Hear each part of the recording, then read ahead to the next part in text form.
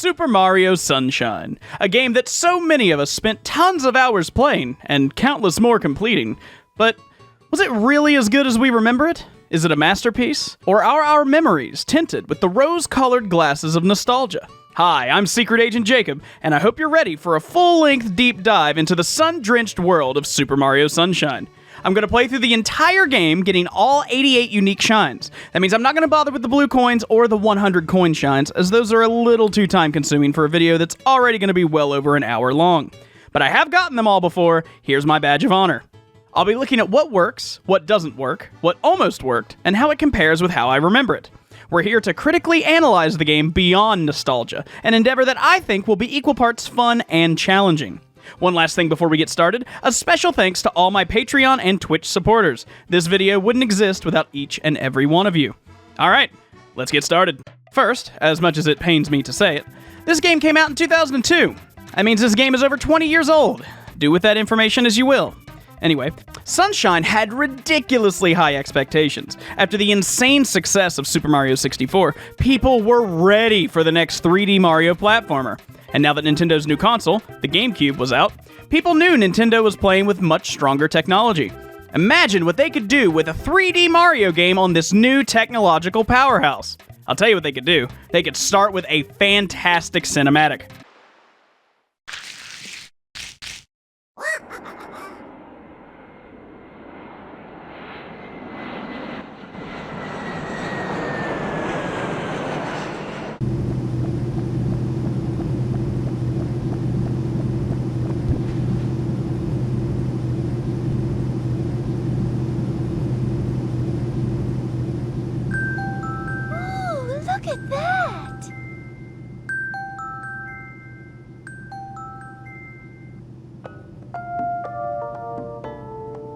Welcome to the sun-drenched tropical paradise of Isle Delfino. We're so pleased to welcome you to our beautiful home.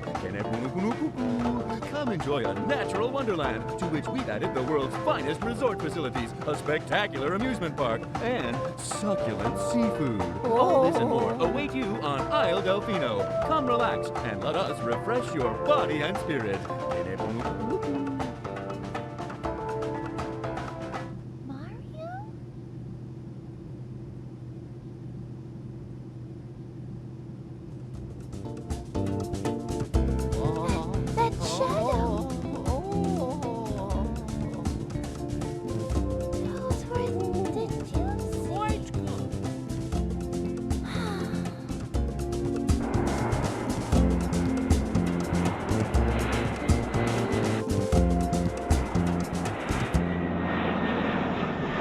Already a great hook. Vacation, succulent seafood, and another Mario.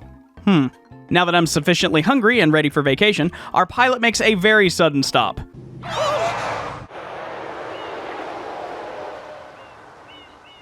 Air control is not doing their job, letting us land on a blocked airstrip. An airstrip blocked by, apparently... What's this icky paint-like goop? Peach seems to have had an edible on the plane, and once again sees a second Mario that no one else sees. We'll go around this gross stuff, because Mario didn't pack any extra clothes, and I don't want to deal with that. Over here, we meet the most unique aspect of this game, FLUDD, which stands for A flash liquidizer ultra-dousing device. FLUDD seems to think that we purchased it, and introduces itself to us shortly before registering us as its user. And hey, fun little Easter egg here. During the registration, you can see boss fights in the corner from Super Mario Bros. 1, Super Mario World, and Super Mario 64. I definitely did not notice that the first several times I played this game, and it was a nice little surprise when I finally saw it. FLUDD also says that it's a product designed by GAD Science Incorporated, which we can assume is a company created by Professor EGAD, who is one of the main characters in Luigi's Mansion, which came out less than a year before. In that game, he created the Poltergust 3000 and Game Boy horror that Luigi would use for the entire game. So this guy is clearly a talented inventor. Anyway, we now have a giant Super Soaker strapped to our ass, and for some reason, Mario looks rather upset at this. I don't know about you all, but I'd love a giant Super Soaker. I don't know what his issue is. Oh yeah, there's Goo trying to ruin our vacation. We should probably do something about that. But first, a tutorial. Fairly simple, but effective. Also, something to add here, as FLUDD says, pulling the trigger all the way allows you to shoot without moving. but doing a half pull lets you keep moving while shooting. This might seem like whatever nowadays, but that was crazy back in 2002. Honestly, I don't think the GameCube controller gets enough credit. It was an incredibly weird, but surprisingly well-designed controller. Back at the goo blocking the airstrip, we start to wash it away when... Oh. Well, that's unexpected. Following the Nintendo rule of 3, we take down this super excellent and interesting mini-boss, which removes all the goop for us. How convenient.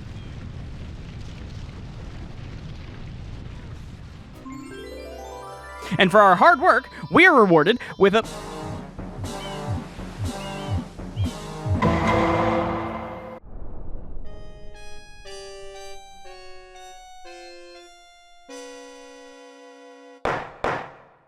Court is now in session.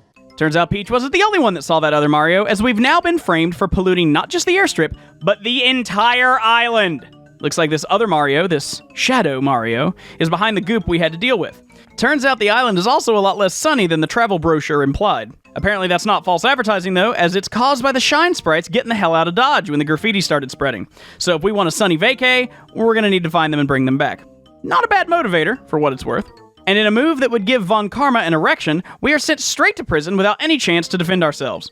We are now ordered to clean the entire island. That's right, the game starts not with Peach getting kidnapped, but with us being legally ordered to clean an island. Luckily, cleaning the island isn't nearly as boring as it sounds, as it'll just happen as we hunt for the shine sprites. Speaking of shine sprites, the game now explains exactly what they are, and how, while the pollution is bad, the real issue is what was alluded to earlier. The shine sprites ran away. They are the island's power source. Somehow?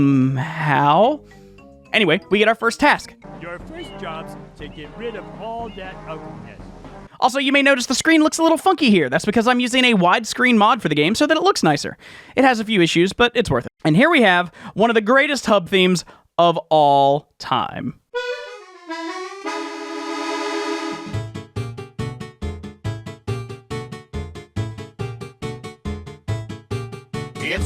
Also, just to have a point of reference for later, check out where the sunshine reaches. We'll revisit this later. Remember it will be on the test.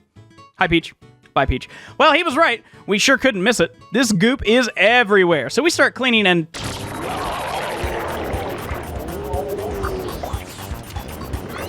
Huh. Okay.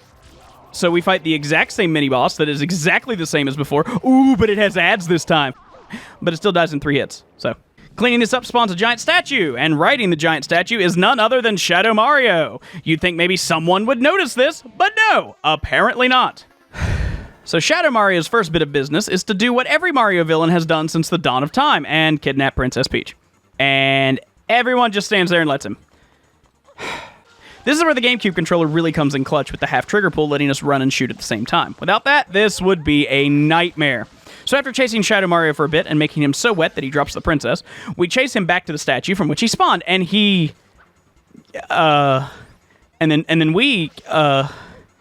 Anyway, this is how the level entrances are designed. A goopy rainbow M, kind of like the paintings in Super Mario 64. And the Super Mario 64 references don't stop there, as we are immediately taken to the Shine Select screen, which looks very similar to Mario 64. Because it is! I'll talk more about that in a moment, but first we need to go kick Shadow Mario's ass for trying to steal our girl. On the way there, we see a bit of graffiti that, when cleaned, yields a blue coin. Grabbing it prompts you to save your game, and there are 240 of these. Yes, 240. So if you go for 100%, I sure hope you like saving your game.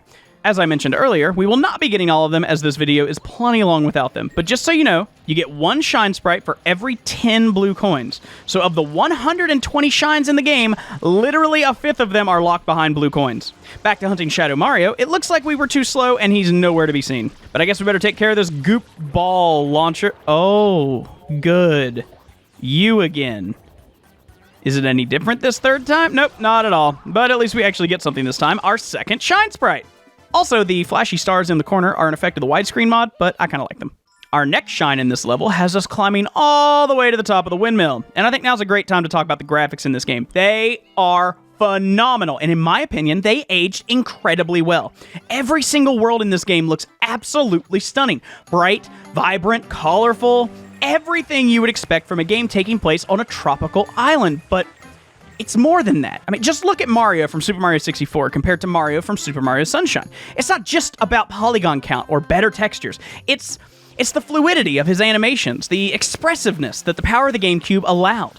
And while Mario was certainly important, there was one other aspect of the game they absolutely had to get right.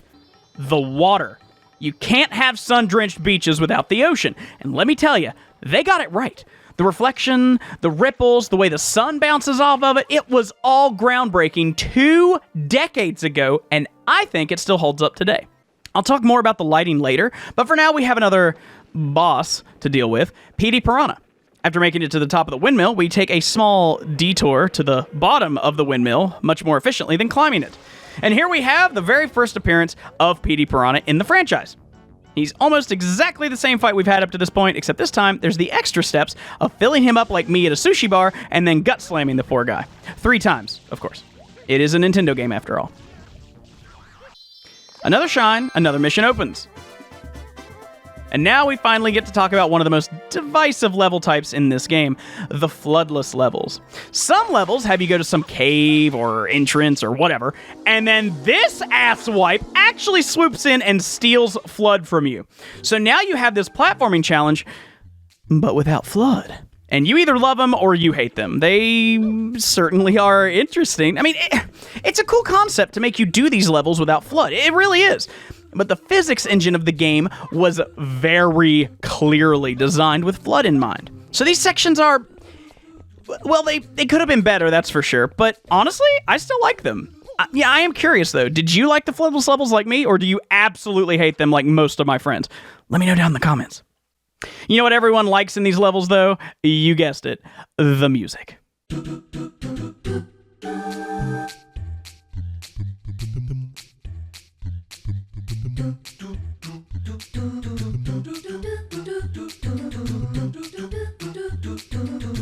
After swag jumping into our next shine, we get our first level involving red coins. These work almost exactly like Super Mario 64, in that you have to scour the level getting all 8 red coins. I'd argue that the coins in this game tend to be in more devious locations than its predecessor, but they usually aren't too bad. Usually. One key difference here is that in Super Mario 64, you know exactly where the star is going to spawn once you grab the last coin, because you'll see a star silhouette in the world that marks it. Sunshine, on the other hand, doesn't give a shit about you or your feelings and will just yeet the star to some unmarked, pre-designated place. In this level, it's not too bad, but ooh, it can be mean sometimes. Next, we're going to continue to bully Petey, but this time it's actually a little different. You have to knock him out of the sky first, and then you can... Our adventures in Bianco Hills continue with another floodless platforming challenge, but first there's something I want to point out. You may have noticed that each mission we've entered the level on has the world state set in a certain way, namely to allow you to get the shine you're after. But with a few exceptions, you have to get the one shine you entered the level for. Like notice here that the lake is all dirty and there's these logs by this cave. That's only like that on this mission, because that's how you get to this mission's shine. You can't just decide, oh, I'll do the red coins, or oh, I'll go beat up Petey again because I'm an asshole. You have to do this mission. Super Mario 64 was the opposite. You could pick the Fight King Babam mission, but do the red coins instead, or free the Chain Chomp. It felt more open that way. Now that said, there are several exceptions to that, which is why this isn't really that big of a deal. It's just something I've always noticed, that Sunshine is more linear than Super Mario 64. But not really in a bad way, it's just there. Anyway, we head to the cave to start our next floodless section, but first we find this gray box. It's actually pretty solid design here, because it puts this box right in your face so you don't miss it. Inside is a new nozzle for FLUDD, which is cool! One important note here, though, is that unlocking a new nozzle for FLUDD in a level unlocks it for that level only. Usually because you'll need it for a shine or two, but you still need to get it in each mission to use it. You don't keep it between missions. We'll talk more about those later. This floodless mission is more timing-based than our previous one, and... okay, sure game. For our 7th mission in the hills, finally we get to kick Shadow Mario's ass. You know, an argument I hear a lot about these missions is that Shadow Mario takes damage from FLUDD, but has no issues jumping into water. My usual counter-argument for that is the sheer pressure of the water coming out of FLUDD is what damages him. But then I think about how you could wash off villagers, and they seem fine, so I don't know. Anyway, he whines like a baby and then bubbles away, and we get another shine. And thank God this shine spawns where you beat him, no matter where that is. Unlike the red coin shine. So now for something a little different. Drawing another parallel to Super Mario 64, in that game you needed X number of stars to progress. It didn't matter which stars you got, only that you had enough. And the game checks this 4 times at 8, 30, 50, and 70 stars. That's fine, cool. In Sunshine, however, technically, the shine amount does not matter. What matters is that you beat Shadow Mario in each full level, like we just did.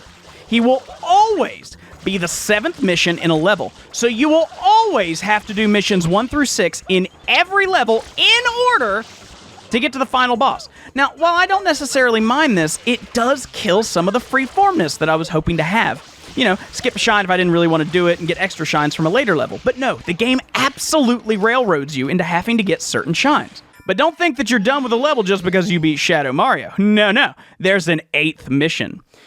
And here we get yet another red coin shine. This time it's a little harder, as a good chunk of these coins are very vertical. This mission is called Red Coins of the Lake, but over half of them aren't even in the lake, so... Now we have all 8 shines from the hills, right? Yeah, sure, let's pretend we do for now. I want to change in scenery, so we're going to go to the next level, which means, you guessed it, this guy again! But hey, this one's actually different. It takes 6 hits instead of 3! Yay!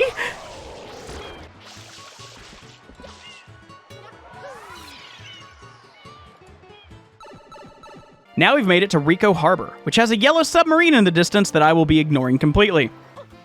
Making our way to the other end of the harbor introduces a new boss.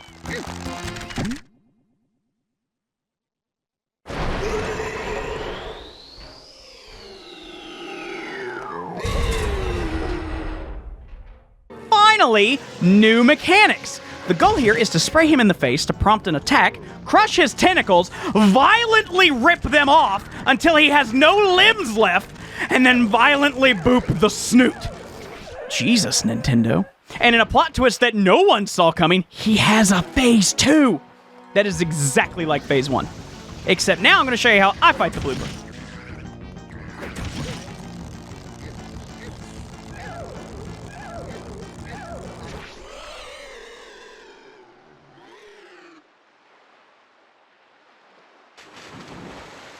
See? Easy. Next we get to ride his children, of which there are 3 colors, green, yellow, and purple. And yes, they are slightly different, actually. Green is slower, but easier to control. Purple is faster, but harder to control. And yellow is right in the middle. I choose yellow, of course, balanced, like all things should be. This mission sees us trying to clear 1 lap of this obstacle course in under 45 seconds, which isn't too bad, but hitting any obstacles will kill you instantly. So that's fun. After driving off the road and winning, we get a shine sprite. But now I get to tell you about another secret. Every level has 2 hidden shine sprites. Most of the time, these are obtained by going back to the floodless missions and doing a thing that we'll talk about in a little bit. But sometimes the secret shine can be hidden elsewhere. Like on Rico Harbor, one of the secret shines requires us to go back into Mission 2 and do that obstacle course again, but this time you have to beat it in less than 40 seconds rather than the previous 45. Again, not too hard if you just ignore the road like I do. Speaking of breaking the rules, I'm absolutely going to cheese this shine. What you're supposed to do is go up to the metal scaffolding, work your way up, go around, get the rocket nozzle, blast up, and then fall in from the top of the yellow cage. Or, if you're good, you can just do this.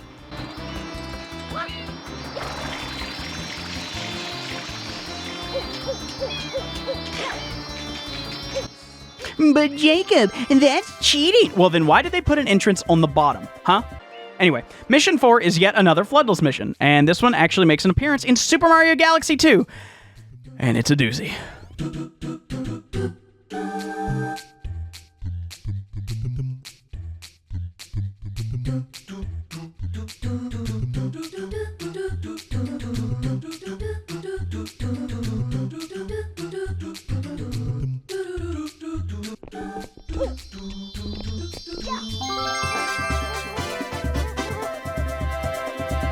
Another shine down. Did you like fighting that blooper in Mission 1? Good! Do it again. It is exactly the same. 3, 2, 1, 0.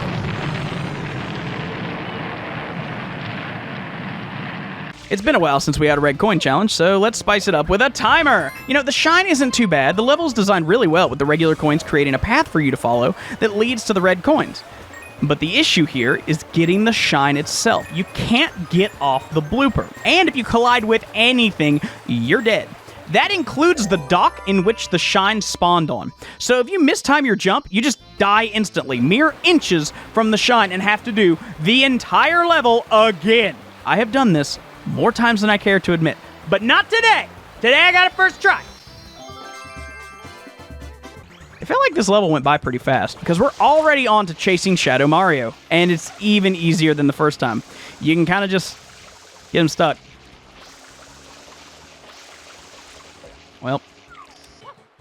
Now, Rico Harbor's 8th mission is going to have to wait, because we need help from a friend we haven't unlocked yet. So for now, we're going to make our way to the next level. On the way, though, we'll stop and get this hidden shine, because I need a serotonin hit. Hey, look, it's our best friend. And he's still exactly the same, except he spawns ads even faster. After our 49th encounter with this mini-boss, an entire lighthouse comes out of the ground, which conveniently has our next level painted on the side of it.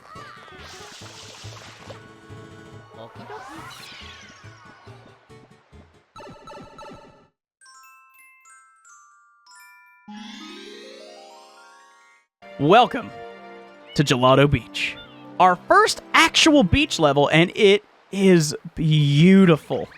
We'll be exploring more of this level shortly, but for now, we water this thing, and a sandcastle appears. After smashing my face into the side of it, we have another floodless section. Wild how this is the first mission of this level. But good news, this one's probably the easiest one so far. Just keep moving and you're fine.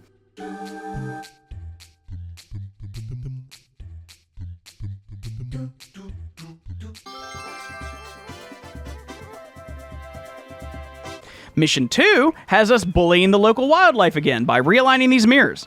Apparently there's a bird egg in the tower or something? I don't know. Fixing the mirrors causes the Wiggler to,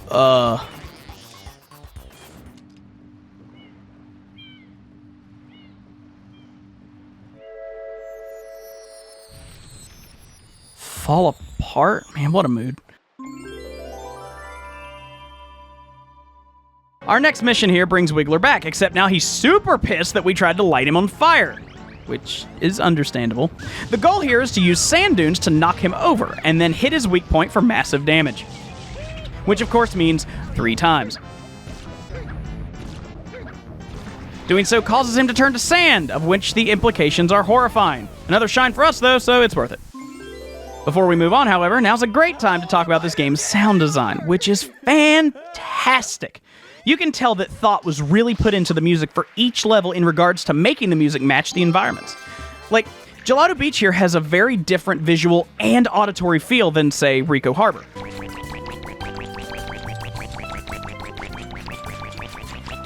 Rico Harbor has a slightly metallic and industrial feel, but it also still feels like part of Isle Delfino as a whole, which, to be honest, is really impressive.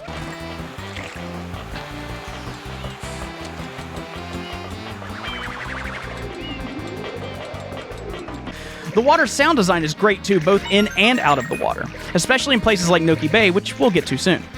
FLUDD is also worth mentioning here, as FLUDD does act as a Navi sometimes, giving you hints on what to do, and does so with a... which is a gentle reminder that the water shooter on your back isn't just a gameplay mechanic, but also a character. What made me want to talk about the sound design here, though, was the fight with Wiggler. The music here has tempo swells to match Wiggler's status during the fight. It speeds up as he gets up from being knocked down and more angry. And the little trumpet charge jingle lives rent-free in my head 24/7. There's also a satisfaction to spawning a shine sprite with this victorious jingle. Which, credit where credit is due, Super Mario 64 nailed that too, but I think it's even better here. Heading back in Gelato Beach has us tackling another legendary mission, the Sandbird's Red Coins. But before that, just to avoid the Sandbird for a moment, we're going to grab probably the easiest secret shine in the game. You just spray the wall at the bottom of this little staircase, and boom, free shine. Now, for the Sandbird. Following this trail of coins into the tower, which is good design, teleports you to a new area with a giant Lego-looking bird made of sand. and he's covered with red coins. That's still not the worst shine in this level. Don't worry, we'll get there. Collecting the coins on his back isn't too difficult. You have plenty of time to do so. What really sucks are the blue coins in this area. You see, the sandbird is constantly flying upward, and there's a few blue coins placed on clouds on the way up. If you miss one, you do the level again. Now, loads of people remember this level because the bird does this tilt, and if you aren't prepared, you will fall to your death. Luckily, he only does this once, but the physics and platforming here are rather jank, so it can be deceptively challenging. After collecting our well-earned shine, we are introduced to another new character, Il Piantissimo. That was really fun to say, by the way. We'll see him a few times, and he's a bit of a one-note character just providing race challenges, but here's a fun fact for you. Apparently, under his bucket helmet thing, his character model is that of the postman from Majora's Mask. And also, if you beat him here, like this, loser, and then come back into the same mission and race him again, he will have improved and will slightly beat your previous best time. There's no reason to do this, but it's there. Now, in a stark contrast to the race we just did, here's one of the most relaxing missions in the game. You get to swim out to the coral reef and just enjoy yourself. Look at the pretty water, the pretty fish, the pretty reef. No real enemies to worry about. Just, I don't know. This was always a really nice palate cleanser for me. Just admiring the graphics. I mean, it makes the level even more memorable to me. But now that we've done that, it's on to the 7th mission here, which means Shadow Mario time. And it's pretty much exactly like before. You spray him a bunch and that's it. But something I think is really cool here is that he starts using spin jumps. The game never really tells you that you can spin jump, nor does it tell you how to do it. But you can see Shadow Mario doing it here, and so you think, I wonder if I can do that. And so you play around with the controls in a way you might not have thought of before, and bam, now you can use an incredibly useful bit of movement tech. I think showing you how to do it by watching the villain do it is absolutely genius. Unless there's a character somewhere that tells you, in which case I'd look like an idiot. And that's another level cleared. Well, almost. We still have the 8th mission and one more secret shine. But this 8th mission is infamous. Some say this is the worst shine in the game, and I think I might agree. The Watermelon Festival. The objective of this mission is rather simple. There's a contest to see who can have the biggest melon. Don't do it, don't make the joke, don't do it. To be used for making watermelon slushies or something. Credit where credit is due. The contestants all have giant melons. Don't do it, God, don't do it, don't make the joke. So the only way you're gonna win is by getting the single largest breast on the fuck! And it just so happens to be all the way up here. And this thing is so ridiculously fragile. Roll it too fast, an enemy hits it, or throws it, collide with literally anything. Tree, wall, other fruit, whatever. Anything. And you're going all the way back up top and starting again. And the best part is clearly these cataquacks. So good, in fact, that this mission in particular adds extra ones between you and the juicing shed. Thanks, Nintendo! So after far too many attempts, I finally get the watermelon past the trees, enemies, and other such obstacles. But no. Bringing it to the same place as everyone else isn't good enough. You have to very, very slowly push it along the pier to the juicing shed. The physics engine definitely works against you here. And yes, if it even thinks about touching the water... Finally. Oh God, Mario, watch your feet! So I have to ask, if you've ever gotten that shine, was it as bad for you as it was for me? Or was it easy for you? Now that that's over, I need a change of scenery. We'll come back for the other secret shine in a bit. Gotta keep you on your toes. First though, now that we have a good number of shines, we can really see the effect they have on the sunlight in the plaza. For comparison, here's what it looked like at the start of the game when we had one shine. And now here's how it is now. It's a nice little touch that I appreciate. And you can still see out there in the water that we definitely have more shines to go. Next, we make our way over to this Bowser-shaped ship, and...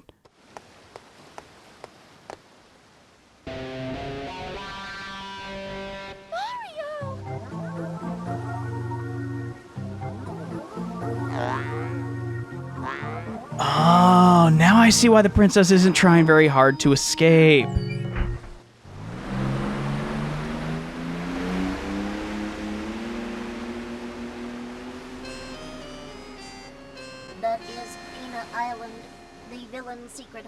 must be there. And so we give chase out of the business end of a cannon, and we land at an amusement park? That's right, our next main level is an actual amusement park. And we'll get to play around here soon, but first we have,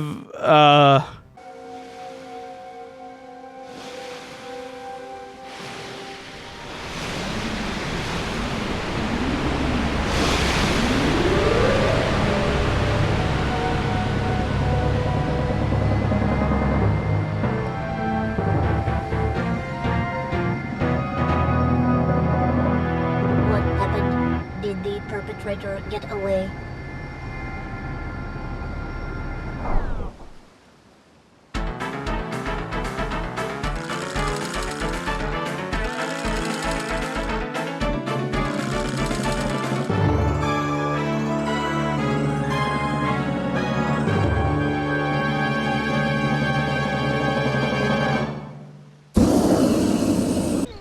yeah, okay, sure. Good news, we get some help from the guy that runs the park, who actually has no idea if this is part of a show or not. Somehow. I actually really like this mission. I'm still proud of that shot. So basically, you have to get these water rockets and hit the giant Bowser mech with them, while avoiding bullet bills and trying to aim your shots on this moving roller coaster. It's great fun, honestly. And once you've scored enough hits,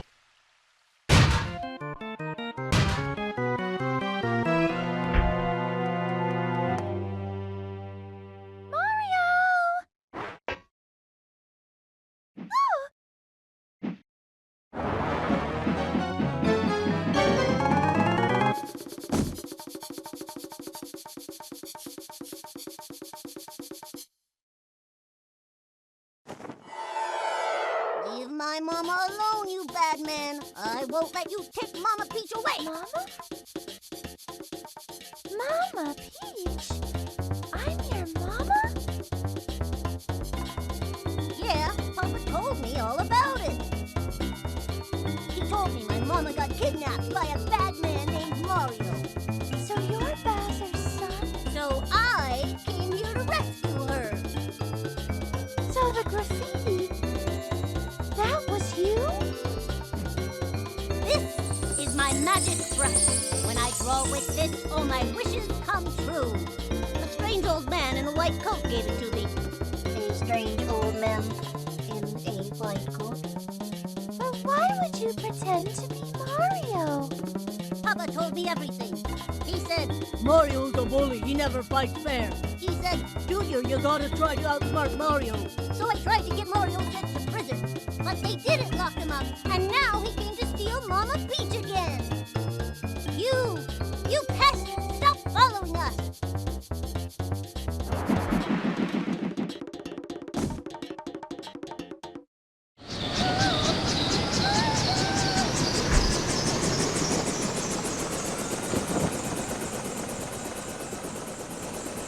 No, not again.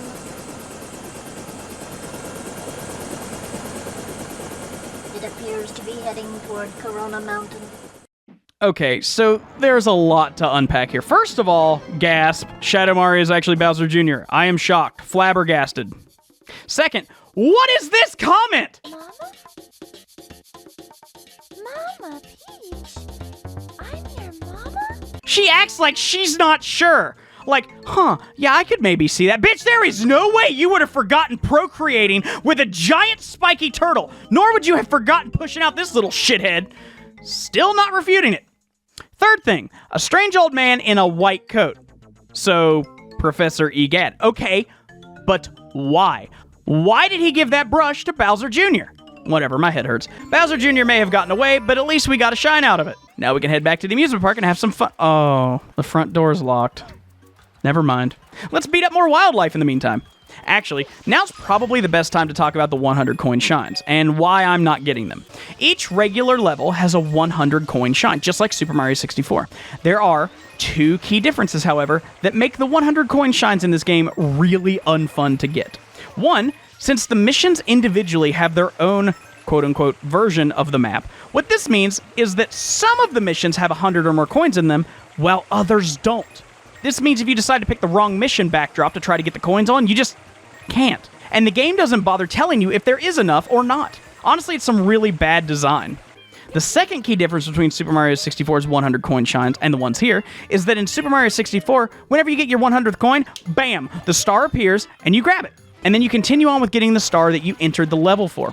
In Sunshine, however, getting the 100 coin shine ejects you from the level completely. So you can't be working on a different shine, just casually collecting coins as you go, hoping to get rewarded for your exploration. No, no, no, no. You have to go into a level with the express intent of getting the 100 coin shine and nothing else.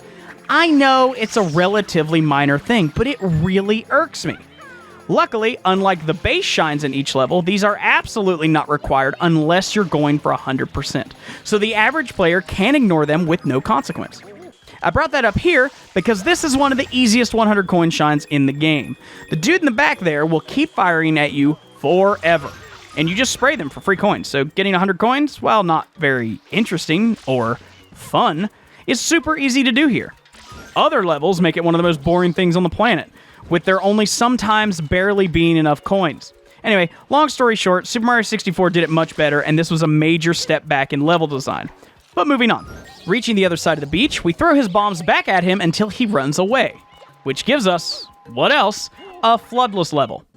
This one focuses on platforms that disappear and then reappear on a timer. It's a neat concept, honestly. It's also not super difficult, so hey, first try.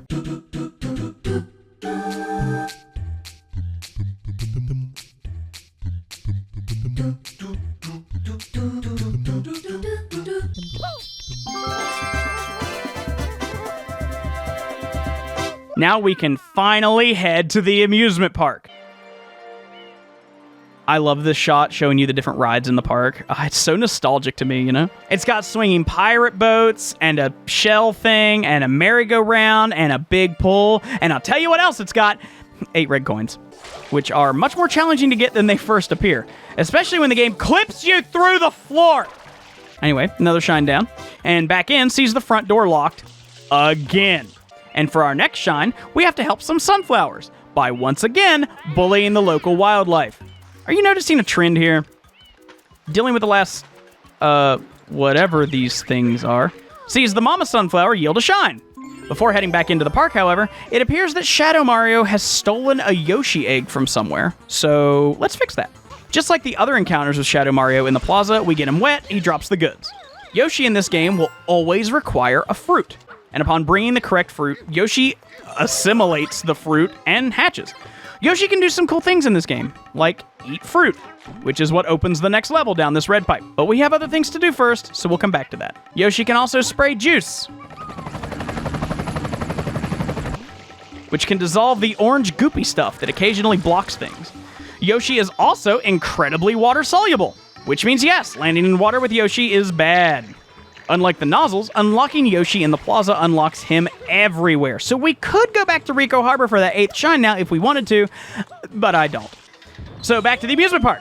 Something I wanted to bring up was this game's interconnectivity with the levels. In this panning shot of Pinna Park, you can see Serena Beach, Gelato Beach, Bianco Hills, and Rico Harbor. This interconnectivity kind of reminds me of how the world of Dark Souls is laid out, with some places looping around and connecting to others, which I'm a big fan of. And you can see some levels from other levels too.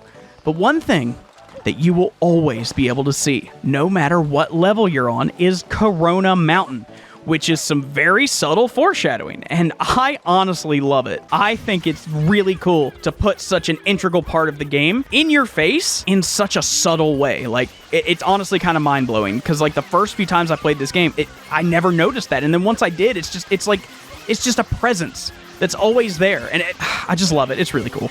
Back to the park, it appears the Ferris wheel is spinning too fast because it's getting too much electricity from this little shithead. Wait, is that how that works? I don't think that's how that works. Hang on, I'm gonna message my neighbor. He's an electrician. He might know.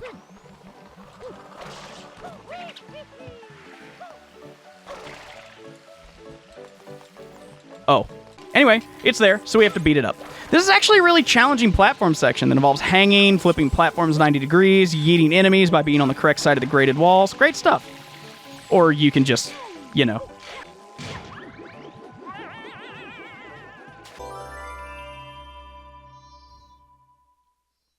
Anyway, Now we get to ride the Ferris wheel up and get our shine.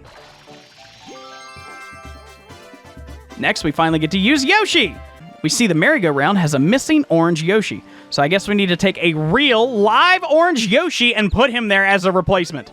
This is also a really clever way of showing you that Yoshi will change color depending on what the most recent fruit he ate was. So making Yoshi orange and then coming over here means, psych, it's a floodless level! This one is slightly Yoshi-themed, I guess? It's not too difficult.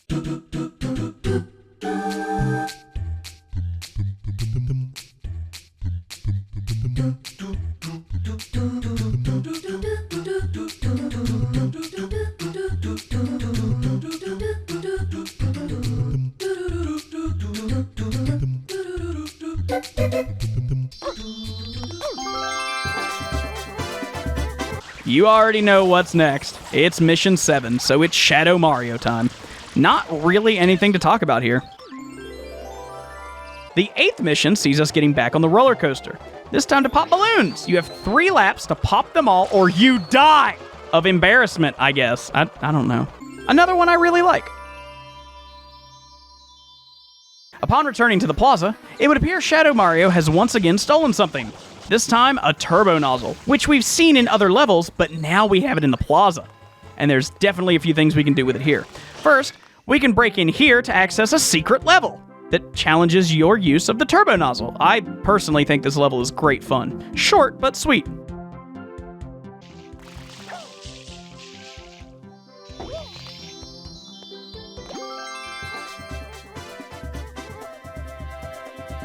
Shadow Mario has a rocket nozzle. Now we have a rocket nozzle. Much like the turbo nozzle, there's a lot we can do with this. First, there's a very easy shine for us on top of the lighthouse. As for the rest of the stuff involving the rocket and turbo nozzles, we'll come back to that in a bit. First, I want to go to a gorgeous level, Noki Bay. To do this, we take a page right out of Super Mario 64's book again and look up at the sky.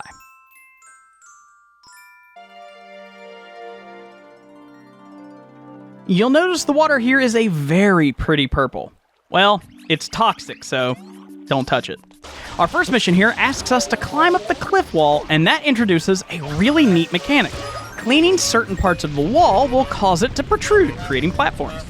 Getting to the top has us fight this cannon dude again. It's the exact same fight as in Pinna Park, he's just a little harder to hit. Mission 2 is very similar, but this time the walls go in instead of out. And just like in the last mission, we have a boss waiting for us. A boss we've already fought twice, and it's the same. Except this time he brought babies! Both he and his babies are easily dispatched, which nets us a shine. Real quick though, to highlight one of the many reasons we're not dealing with the blue coins today, this mission is the only time you can enter this room, and with no indication whatsoever. If you spray certain pots in this room just right, they will give you a blue coin. This is garbage design. And as if to apologize for that, here's a really easy, relaxing red coin level for Mission 3. You get a helmet that lets you somewhat breathe underwater. Refill your air by getting coins, nice and simple. The next mission is incredibly memorable. First, you make your way up to the waterfall and take a great dive into it. This takes you to a beautiful underwater city that we'll see more of in a bit. It turns out the pollution causing the water to be toxic is caused by cavities. Yes, the kind your parents warned you about, except, giant ones. Water flossers are great tools, apparently. Cleaning the eel's teeth nets us a shine and also cleans up the water in future missions. 2 birds, 1 power washer. And to celebrate the fact we can finally go for a swim, how about a race? A nice, short, and easy race. But a race nonetheless. Our next mission has us jumping off these ropes to make our way to an open shell, which, you guessed it, another floodless mission. And this one can be pretty tricky. Lots of moving things, plenty of places to mess up and plummet into the infinite abyss below.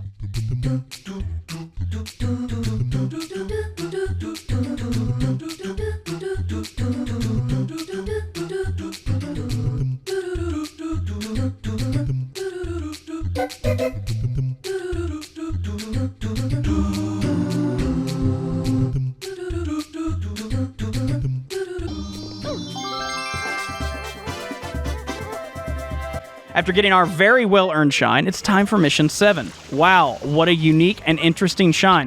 Mission 8, however, is super cool in my opinion. You make your way back to the underwater city and get to explore it if you like.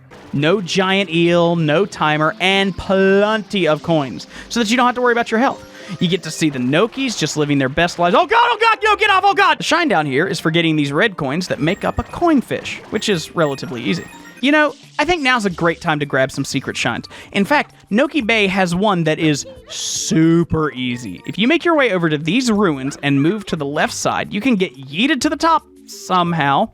Up here is a golden bird, which upon spraying it enough, boom, free and easy shine. But let's get all the secret shines while we're at it. Starting back at Bianco Hills, both of the secret shines here are red coin shines in the floodless levels. So let's get started. One of the interesting things about these floodless levels with FLUDD is that it trivializes a lot of the platforming, which makes sense, these were designed with Mario alone in mind. But to make up for it, this timer will flare up your anxiety something fierce. Sure, this first level isn't too hard or anything, but timers always add anxiety. Luckily, the timer stops when you get the last red coin rather than continuing to tick down on your way to the shine. One down, one to go. If there's any floodless level that is completely trivialized by having FLUDD, it is this one. So there's both of our secret shines for Bianco Hills. We already have one of the secret shines in Rico Harbor, but now we can get the other one and we can do Mission 8. We couldn't do Mission 8 before because it requires Yoshi, but since we solved that issue earlier, we're good to go. In fact, let's do that one first. So this mission is, weird. This Yoshi will always want a durian. And the only way to get one is by pounding this dispenser and praying you get a durian. It is completely random. And usually, I get stuck here trying to get a durian for like 15 minutes.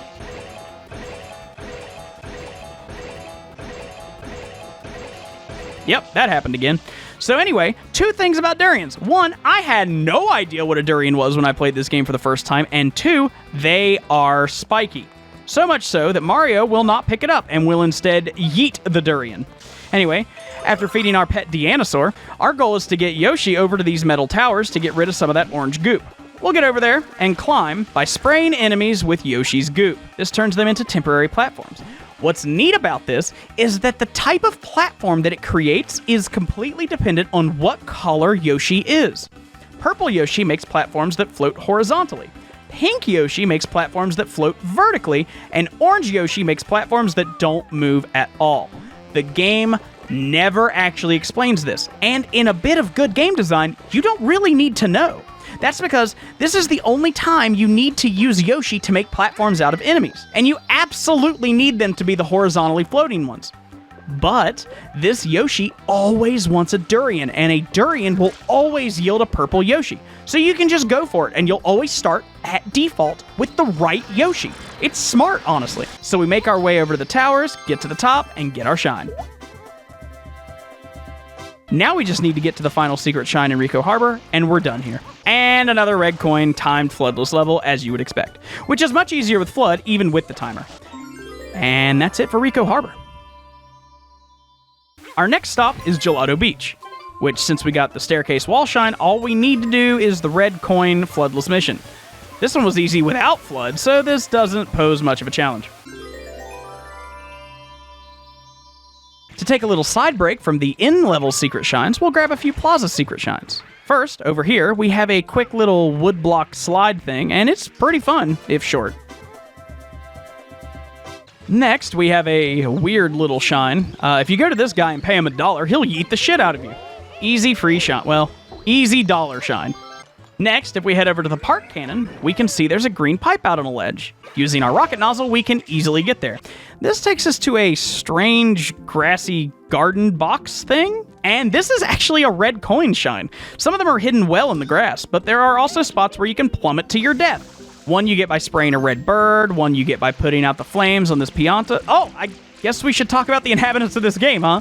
The characters you've seen quite a lot of, like this guy I'm spraying right here, are Piantas, and they are the main island dwellers of Isle Delfino. They have little palm trees growing out of their heads, and they come in a variety of flavors. Fun fact, Pianta means plant in Italian. And the other main type of inhabitant we run across, most notably in Noki Bay, are the Nokis. They apparently evolved from shellfish and can survive both on land and underwater, and are much nicer to Mario than Piantas. Also, while I can't prove this, gnocchi sounds an awful lot like gnocchi, an Italian pasta.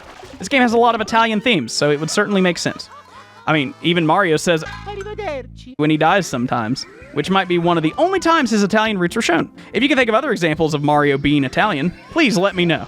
After getting all the red coins and grabbing our prize, it's off to everyone's favorite shine, Pachinko. This level is infamous for being a monumental pain in the ass. This level absolutely breaks the physics of the game for some insane reason. You have to bounce up and try to fall in the correct slots to get all 8 red coins, and then get the shine, all without falling out the bottom and dying. I got it on my second try because I'm a badass, but there's not much to say about this level that hasn't already been said. I mean, it's rough to be sure, but it's simple mechanically. It just hates us. Now, there's another shine that I don't think gets talked about nearly enough when compared to Pachinko or even the Watermelon Festival. The River of Death. And half the challenge is getting there. You have to get Yoshi, ride this boat to this island, get on a different boat to get to another boat that takes you to a tiny island with a green pipe covered with, you guessed it, orange goop. Not only is this super slow and tedious, you have to make sure Yoshi doesn't starve on the way there. Luckily, there is a banana you can eat here. And just so you can clinch, my gift to you, because I'm going to show you a better way of doing it.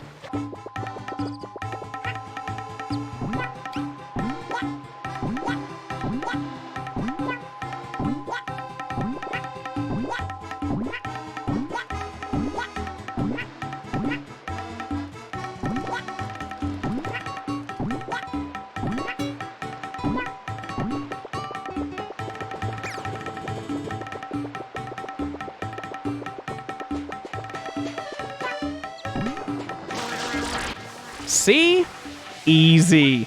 As for the level in the pipe, however, in a world filled with amazingly beautiful water, here it instantly kills you if you touch it. The leaf is also damaged, so if you go too slow, it will disintegrate and you will die. There are 8 red coins, because of course there are, along your path. There's also a current, so if you miss one, like this, recovering is near impossible. I did it anyway, though!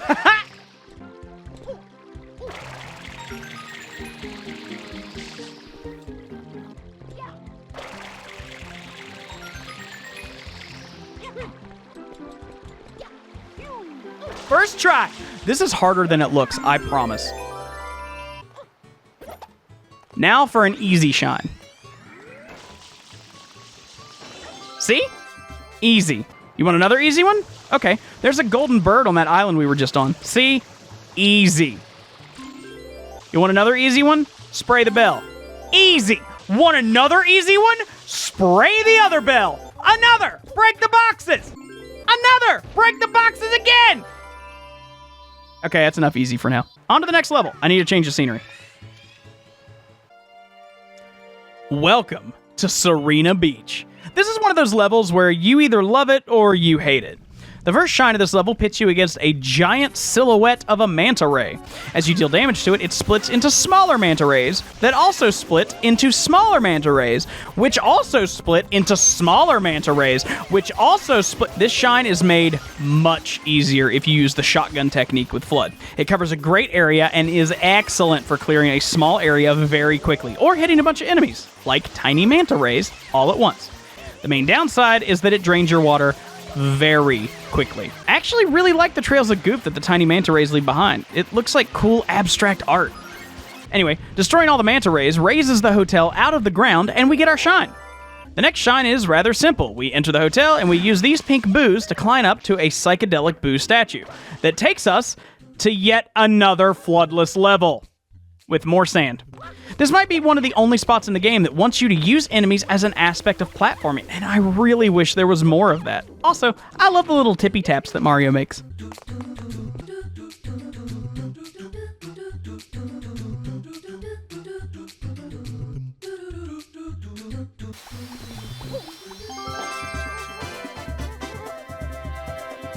Our next mission is within the hotel once again, but this time everything's nice and normal. Except for one thing. the shine is blocked, and the only way into the room is through the ventilation system, which is blocked off by sleeping asshole ghosts. Good news though, there's a Yoshi egg, and Yoshi can eat ghosts. Bad news, this Yoshi wants a pineapple, and the fruit bar is fresh out. So now we have to go all the way through this bizarre maze to get a fucking pineapple. Enjoy this routing so that you can understand the pain of everyone who's played this game. Now that we have a pineapple, the rest is simple. You take Yoshi into the vents, do a little, and get our shine. Next, we get to go to the casino to gamble away our life savings, and a shine, I guess. Play the normal, totally random slots over here, and then play the much easier slots over here. And then you get to do this shit, which is awful. Just watch.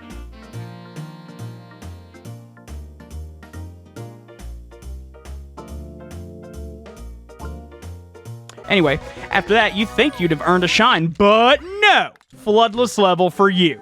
I actually really like the sunset aesthetic of this one, and the seagulls at the end, it's rather pleasant.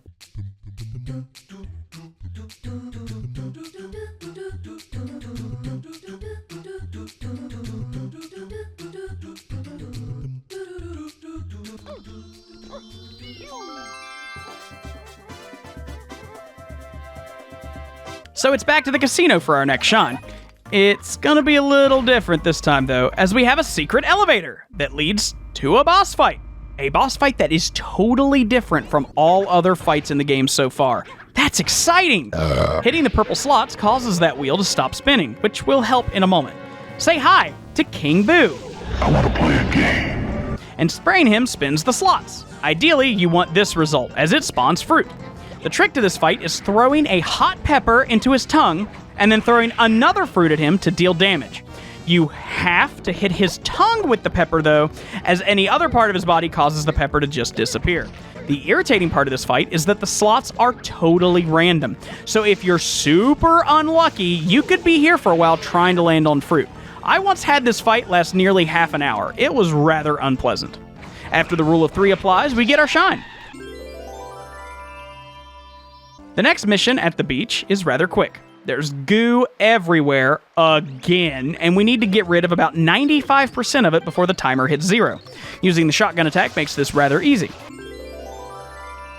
Next shine is the 7th. That means Shadow Mario, same as always. The 8th mission is similar to the 3rd. We hit this switch and 8 red coins spawn all over the hotel.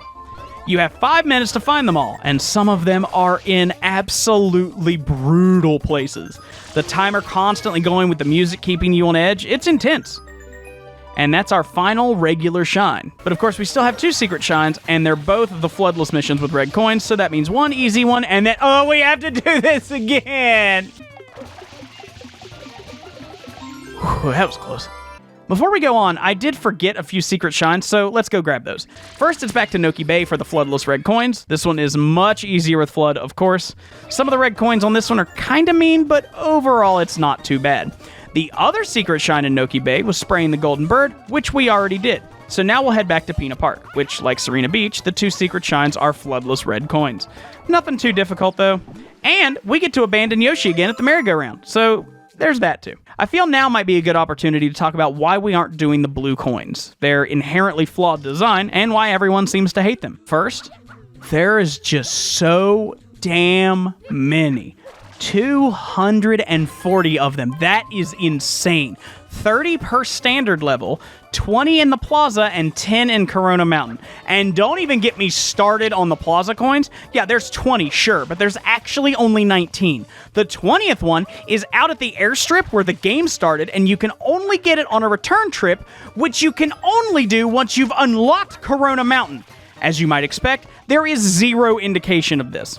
And we'll talk about the 10 in Corona Mountain when we get there, don't worry. The issue with the blue coins in the standard levels is that certain ones can only be obtained on certain missions, and there is, of course, absolutely 0 indication of how many coins are in one mission.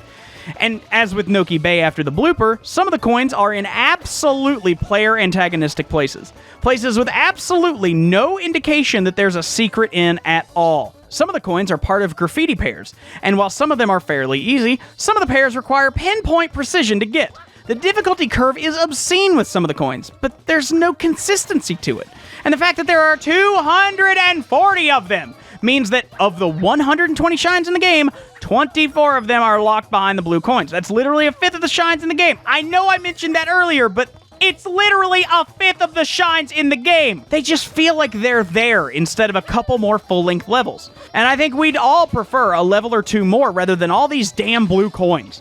And that's what makes them so flawed. Beyond just the sheer number and how awful their placement is, they feel like they were added at the last minute to cover up the fact they ran out of time and couldn't finish 2 more levels. And maybe that's true, maybe it's not. But at least to me, every single blue coin is a reminder that there could have been so much more! But this is what I get. Now that we're all caught up on Secret Shines, it's time to visit the last standard level, Pianta Village. This is apparently the ancestral home of the Piantas before they got into the tourism business and the throw people in prison without a fair trial business. This village has 2 main sections, the village proper that you can see most of from here, and the insane underside that absolutely terrified me as a kid. There are these bamboo walls and ceilings that you can climb on and ride after punching, though they do fall when you do this. There's also giant mushrooms under the village. Actually, it looks like the village is kind of built on top of the giant tree itself, which is honestly pretty cool. Anyway, our first mission is simple. Chain Chomps are fiery demons, but even fiery demons need a bath, so cool them down and send them flying into a bathtub, or creek, same thing. The second mission sees the sun come out and asks of us to... Oh, this guy again. He's still easy to beat, just don't fall off the big tree at the end. Now, we need to talk about this next mission. I don't actually know how you're supposed to do it, okay? I only know how I've done it for years. This mission is super unique because as soon as you load in, that's right, the entire level is floodless. The entire goal of this mission is to get FLUDD back. The shine is right beside FLUDD. So long as you can get to FLUDD, you're good to go, but getting there is the problem. The entire level is covered in goop, but this is advanced goop. Touching it makes you...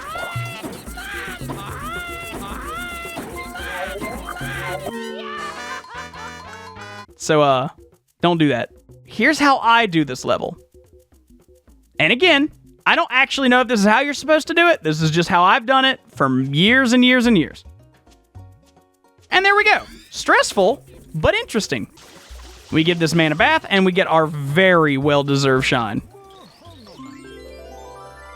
Mission 4 is back to the daytime, and we have to basically do Mission 1 again, except it's one big one instead of 3 small ones. Speaking of it being daytime, fun fact for you, the odd-numbered missions are always at night, and the even-numbered missions are always during the day. They alternate, and that gives the illusion of the passing of time.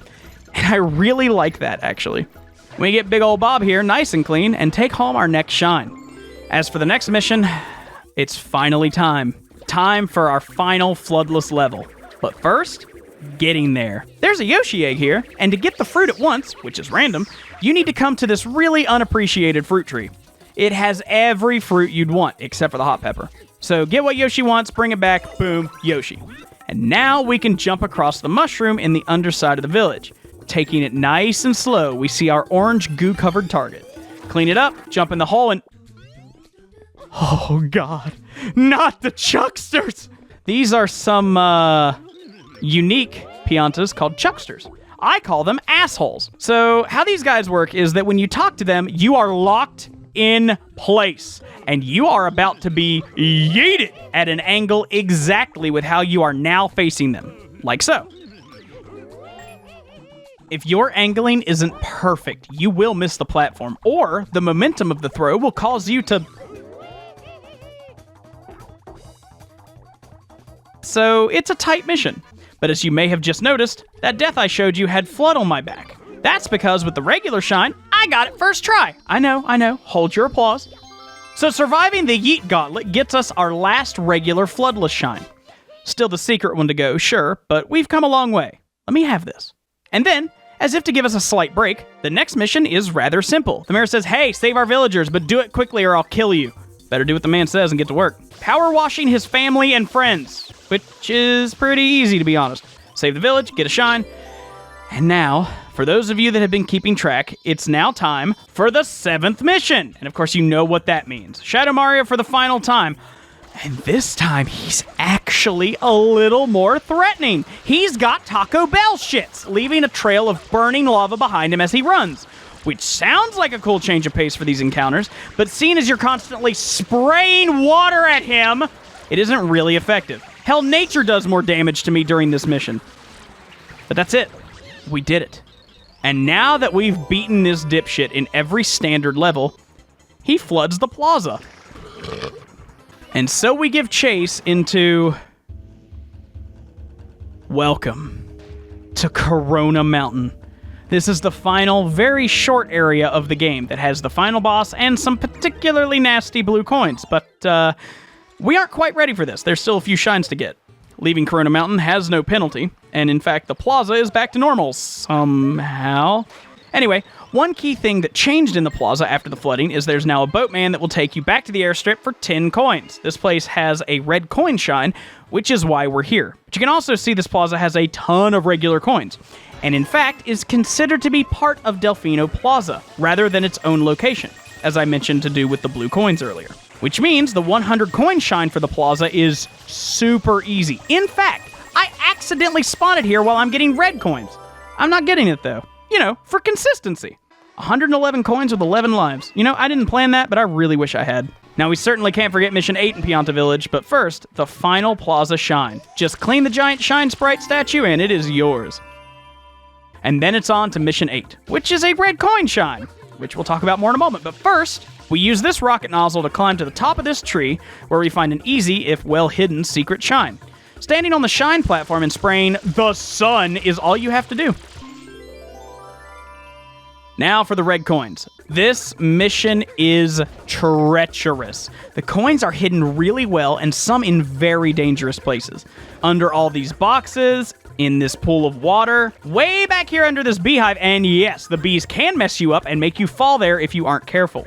Another one in the tall grass, one way out on this branch leaf, one way under here that makes my butt clench, one on the platform we used to spawn the secret shine, and the last one blends in like a cherry on the magical fruit tree.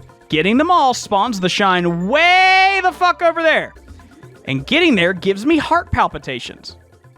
Only one shine to go. The red coin chuckster stage. This is one of, if not the only floodless stage, where having FLUDD helps very little.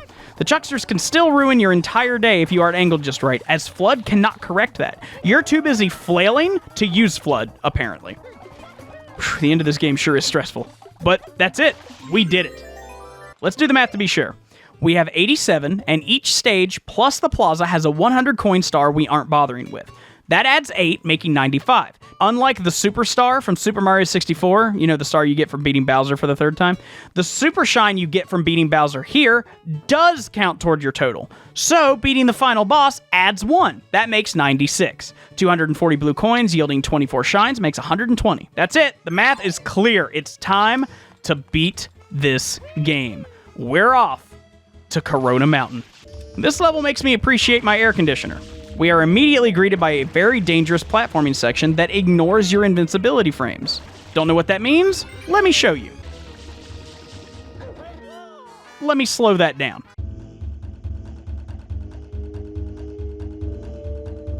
Just stay calm, and this part isn't too bad. Past this, we have some of the most notorious blue coins in the game. 10 of them. And you have to use this super shitty physics-based clay boat to get them. The lava is instant death. Touching anything with the boat will sink it, and you do not get a replacement. And I know we haven't been going for the blue coins at all in this playthrough, but I want to try just one time to see if I can do it on my first try.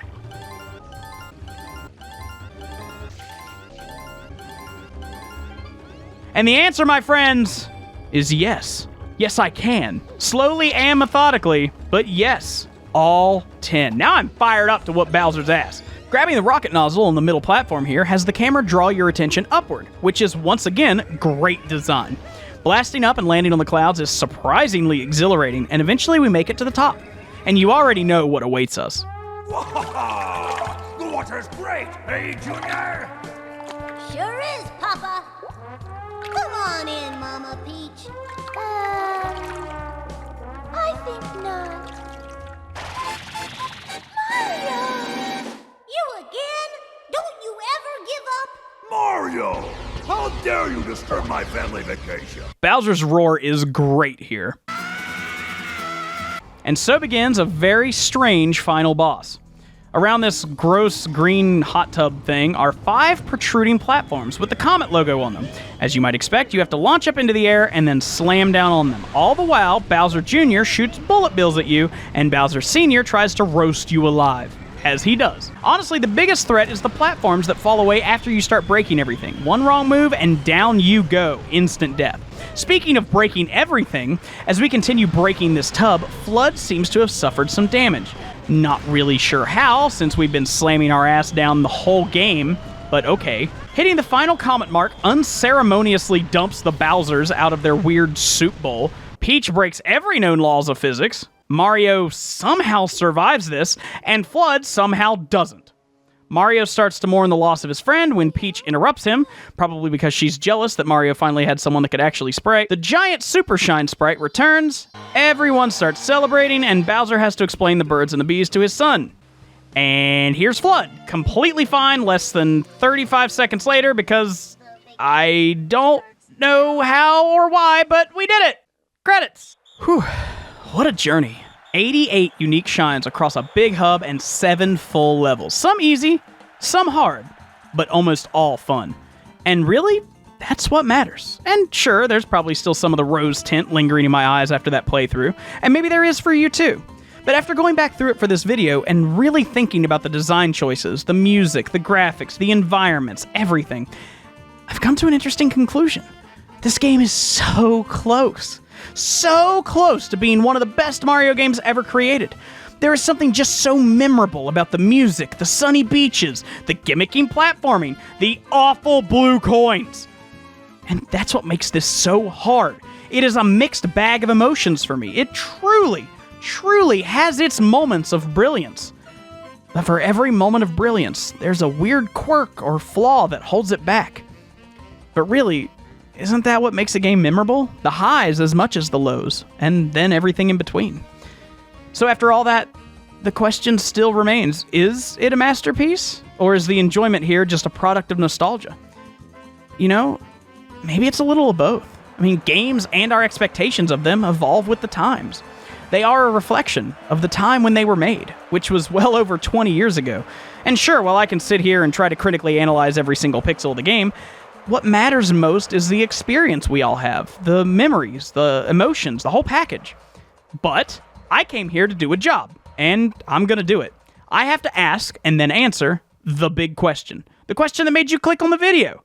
The question that made me want to make this series in the first place. How good was Super Mario Sunshine, really? And you know, I have an answer. When I started working on this project, I thought it was going to be really hard to separate my nostalgic feelings and my critical analysis, but no.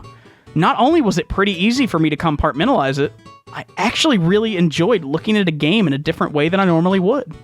So after playing through the entire game with the rose glasses off, what's the final verdict?